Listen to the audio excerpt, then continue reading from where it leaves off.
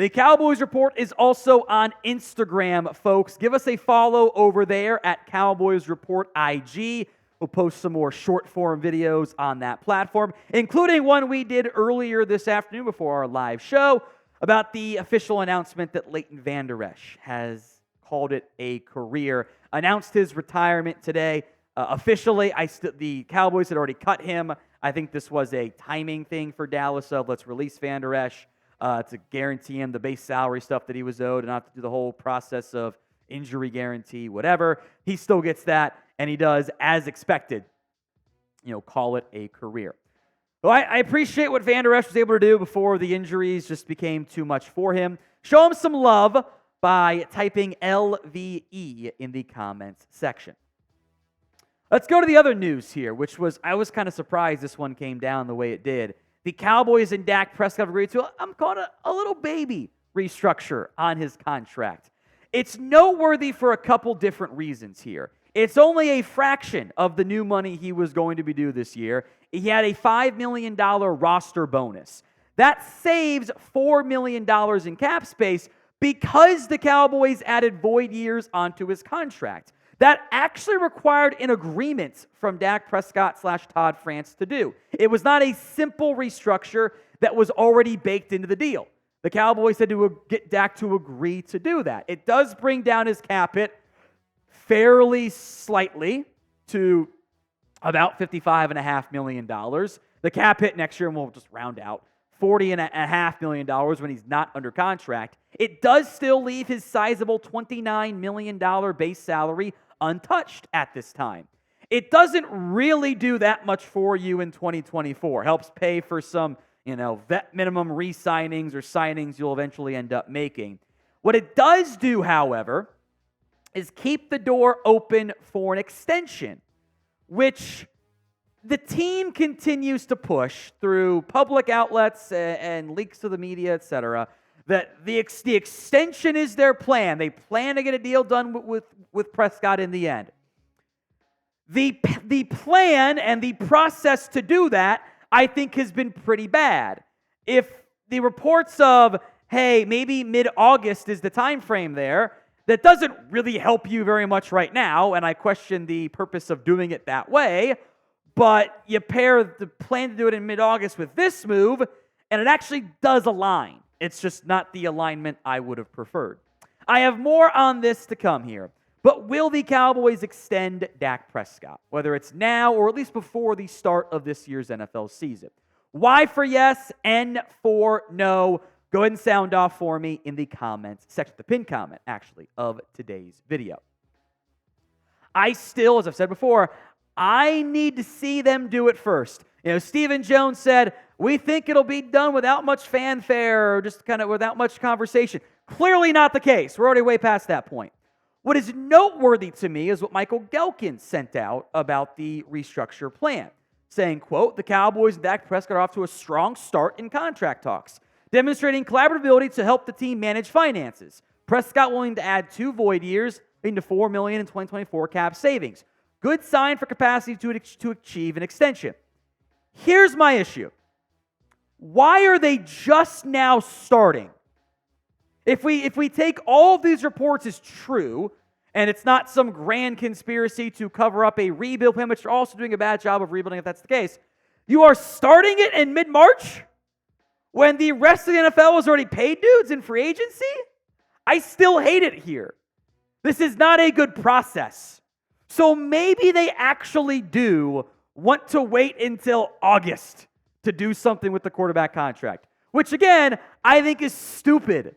Either do it now or rebuild. You're not getting the benefits of it, because you know what they're going to do? They're going to roll that cap space over.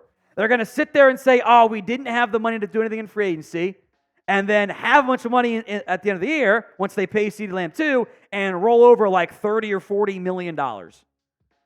Yikes. Now, Stephen Jones did make this comment leading into the news of the restructure at the PBR thing, because the Cowboys rather do publicity events than, do free agency work.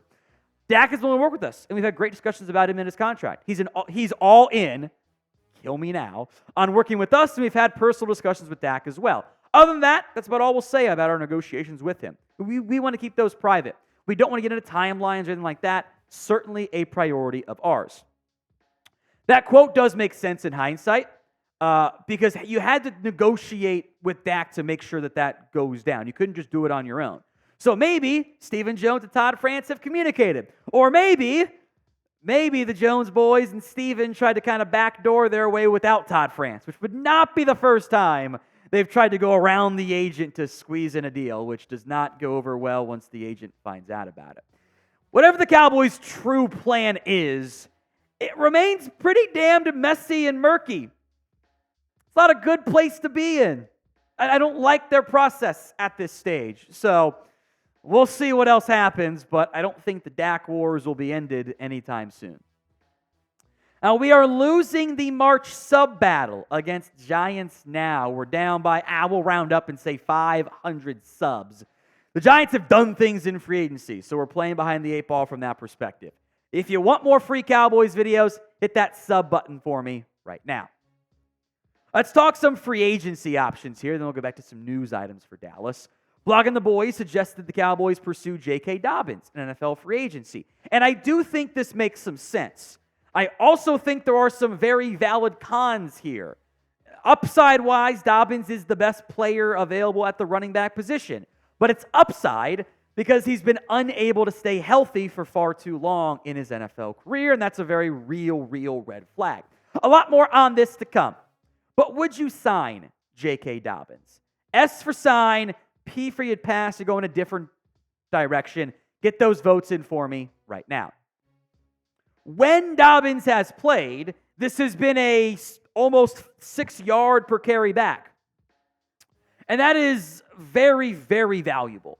And that's a good full yard better than anyone else out there in the free agency market can offer at this stage. It's just that he's played 9 games in 3 years, which is a horrible ratio. And if you sign J.K. Dobbins, you still can't trust him to be your guy. So Dobbins stands out there as among the better options. Alexander Mattison, as of filming, visiting the Raiders. Scat back types like Clyde Edwards-Helaire, Jerick McKinnon. More lead back types, Deonta Foreman, Damian Harris, Ezekiel Elliott coming off another down year in New England. Cordero Patterson, kind of a third down back, but he's up there in age too. Maybe a gamble on previously good results, Rashad Penny, Cam Akers. All of those things could make some sense. I'll keep including Rico Dowdle here too, since he's a free agent after all. He would be the RB1 if you were to re-sign on what I assume would be a cheap 1-year deal, little to no guaranteed money. And it's Deuce Vaughn, who could compete for a third down back role. Lipke could be a power back / fullback for you. Malik Davis, Snoop Connor are fighting for maybe RB3 or 4. You don't want those guys starting real snaps for you. And specifically for J.K. Dobbins, but in general too, a post-draft signing could make some sense. And I could see Dallas saying, we're going to wait. We're going to wait and see how the draft plays out. Because those backs, most of them should still be available after the draft. Because at a certain point, the backs want to wait too. What they don't want to do is sign with Dallas and then have Dallas spend a second-round pick on a back and go, well, now I'm kind of not going to have the same role I was going to have previously. So I think waiting could provide some clarity for both sides, and both sides might view it as better financially for them too, regardless of who that back ends up being. Now, Cowboys NFL Jam shirts are on sale for you guys. Dak Prescott, CeeDee Lamb, Trayvon Diggs, Micah Parsons, or the throwbacks to the good old days, Troy Aikman and Michael Irvin, all through Fanatics, not the Cowboys team shop. Chatsports.com/CowboysJam. We'll put that link in the comment section and the description of today's show. That's chatsports.com/CowboysJam. The other free agent name mentioned by Blogging the Boys was Michael Thomas, and I have thoughts on this one. Wide receiver is a need, maybe not a massive need for Dallas, with Michael Gallup now officially released. It's great wide receiver 1 in CeeDee Lamb, Brandon Cooks, who I think could be your third option if we put Jake Ferguson here on this list at tight end as option 2. Jalen Tolbert, Kevontae Turpin, Jalen Brooks, a couple former UDFAs, veterans like Martavis Bryant, Racey McMath. I would like to add some more wide receiver talent. However, I don't know if Michael Thomas adds that to you. It doesn't really make any sense. Thomas has missed a ton of games. He's played 20 games in the past 3 years. The 1,700-yard receiver is gone. He ain't coming back anytime soon. I am simply not a huge fan of going down this route for Dallas. I get that he's a big name, but Thomas doesn't offer speed or big plays anymore, at least not at a consistent enough clip to justify it. And that's what I'm searching for at wide receiver. The thing that Michael Thomas did great was slants, and teams could not stop. That's why Slant Boy was never an insult, because they couldn't stop him. Who would I rather call a slant for in 2024? CeeDee Lamb? Michael Thomas. Brandon Cooks? Michael Thomas. When I go get a receiver, I'd say draft somebody. But you got to fill other needs to be in a position to do that luxury, quote unquote. So name a free agent who you would like to sign. Could be Michael Thomas, J.K. Dobbins, or somebody else altogether. Get that answer in for me in the comments section right now. One more minor news item. Al Harris has had a promotion in title and rank. He has now added assistant head coach to his title, which I think is noteworthy.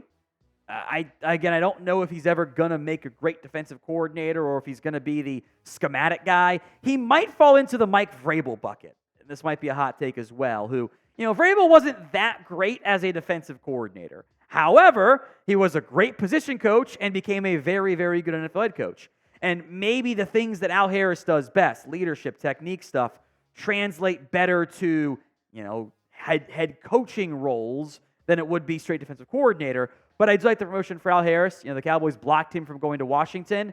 And this is a good way of, if he really did want to go to D.C., we'll see if that's the case or not. This is a good way to keep him nice and happy.